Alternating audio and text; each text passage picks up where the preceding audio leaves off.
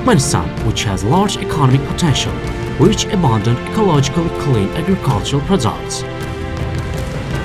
huge natural resources, proceeding industry, modern transport routes stretching to all parts of the world, cultural traditions and customs, and wide tourism opportunities is newly open to the world. Turkmenistan is on the new phase of progress. Relations maintained with Neo-Caspian states reached a new historical period.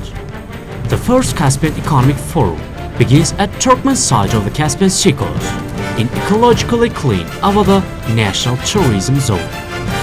Turkmenistan, the home of prosperity. Welcome to Caspian Economic Forum 2019.